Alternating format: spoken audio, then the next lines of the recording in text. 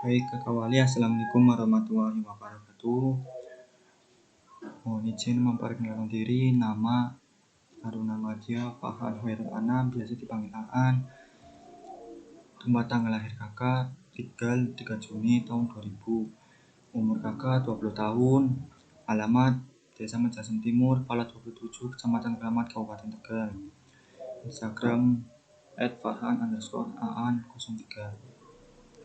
Instansi PKTJ Tegal. Kakak dari program studi D4 Manajemen Keselamatan Transportasi Jalan kelas C semester 6. Hobi kakak yang pertama ada olahraga, yaitu voli dan renang. Untuk hobi yang kedua di sini ada IT, programmer, desain grafis, foto dan video editor. Kakak anak pertama dari 2 bersaudara. Moto hidup kakak, adik gang, adikku, dan adik bunga. Sebelumnya, kakak mau berterima kasih kepada adik-adik sekalian yang telah berpartisipasi dalam penyuluhan karakteristik pejalan kaki yang berkeselamatan. Oke, kakak awali saja karakteristik pejalan kaki yang berkeselamatan. Yang pertama, the rapid demand. Peningkatan arus lalu lintas kendaraan dan pergerakan orang di atas prasarana transportasi pada suatu kota, seperti prasarana jalan raya, perkotaan, sangat tergantung pada pesatnya pertumbuhan ekonomi suatu daerah. Ini dapat dengan mudah dipahami karena transportasi sendiri merupakan kebutuhan turunan atau rapid demand. Yang kedua, volume lalu lintas. Peningkatan jumlah pergerakan ditandai dengan meningkatnya volume lalu lintas kendaraan maupun volume pejalan kaki pada suatu ruas jalan perkotaan. Pada kenyataannya, peningkatan volume lalu lintas ini mendapat perhatian hanya pada prasarana lalu lintas kendaraan saja, seperti seringnya dilakukan pelebaran jalur lalu lintas, perbaikan struktur perkerasan jalan. Yang ketiga ada prasarana pejalan kaki. Sementara kebutuhan prasarana pejalan kaki seperti fasilitas penyeberangan pedestrian, trotoar bagi pejalan kaki sangat minim mendapat perhatian. Kondisi seperti berkesan bahwa keselamatan pejalan kaki di perkotaan cenderung terabaikan dan kebijakan-kebijakan yang diambil cenderung berpihak kepada pemilik kendaraan, utamanya kendaraan pribadi. Selanjutnya, karakteristik pejalan kaki itu sendiri. Karakteristik pejalan kaki yang berkeselamatan harus taat terhadap aturan yang berlaku demi keselamatan bersama, seperti menyeberang melewati fasilitas pejalan kaki seperti zebra cross dan JPO atau jembatan penyeberangan orang.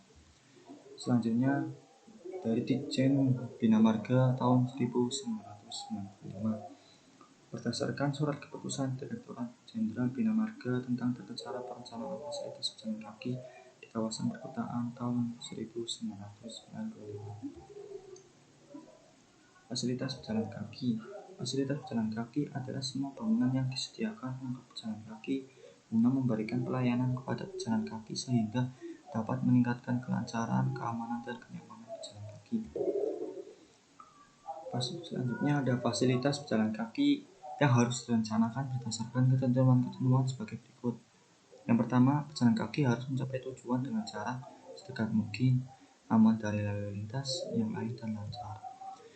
Yang kedua, untuk menjaga keamanan dan keleluasan pejalan kaki harus dipasang kerb jalan sehingga fasilitas pejalan kaki lebih tinggi dari permukaan jalan.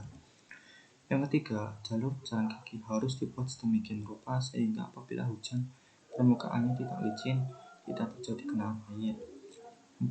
Dilengkapi dengan rambu dan pelengkap jalan yang mendukung sehingga pejalan kaki leluasa untuk berjalan.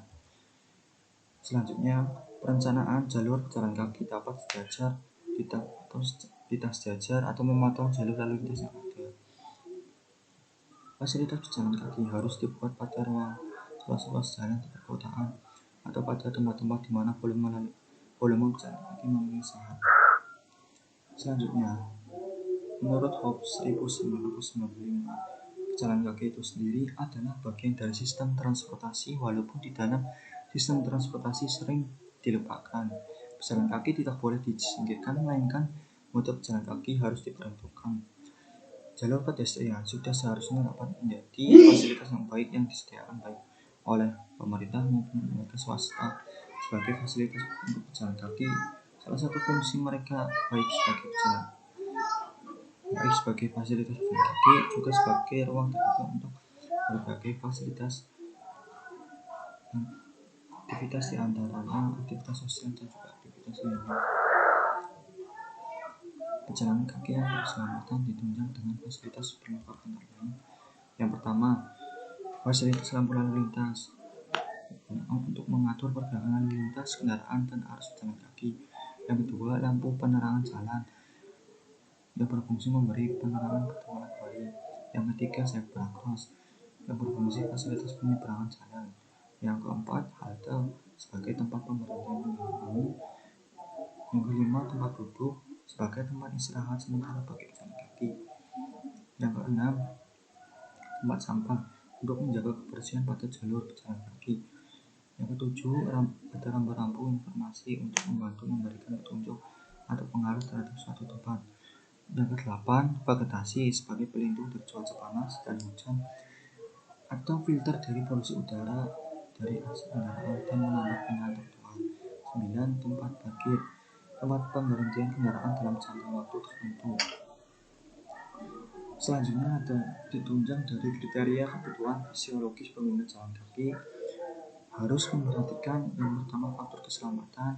Pejalan kaki akan merasa aman jika yaitu terlindung dari kecelakaan terutama disebabkan oleh kendaraan bermotor maupun kondisi trotoar yang buruk yang bisa menyebabkan terperosoknya atau menabraknya pejalan kaki ke tiang atau pohon itu sendiri.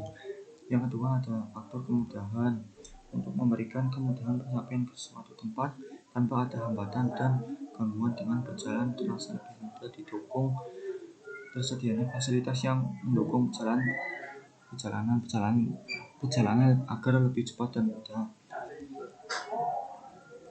Yang ketiga yaitu faktor kesenangan. Faktor kesenangan dapat memberikan kenikmatan kepada pejalan kaki karena faktor yang merangsang manusia untuk cenderung bergerak bila ada sesuatu yang menyenangkan, mempunyai daya tarik, sesuatu yang mempunyai kegunaan, dan ada sesuatu yang berbeda.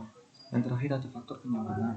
Faktor kenyamanan yaitu apabila terbebas dari gangguan-gangguan yang dapat mempengaruhi secara fisik dan fisiologi pejalan kaki, kelancaran bergerak, adanya pelindung dari cuaca buruk dan tempat istirahat. Selanjutnya ada peraturan yang mengatur tentang pejalan kaki dan fasilitasnya. Menurut keputusan Menteri Nomor KM 65 Tahun 1953 tentang fasilitas pendukung kegiatan lalu lintas dan angkutan jalan. Undang-Undang Nomor 22 Tahun 2009 tentang lalu lintas dan angkutan jalan.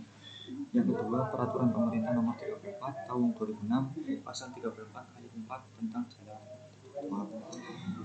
Yang ketiga, Undang-Undang Nomor 22 Tahun 2009 pengguna sepeda motor wajib mengutamakan keselamatan jalan kaki.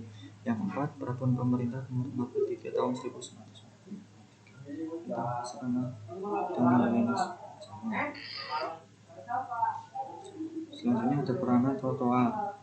Yang pertama, untuk menyelamatkan lingkungan.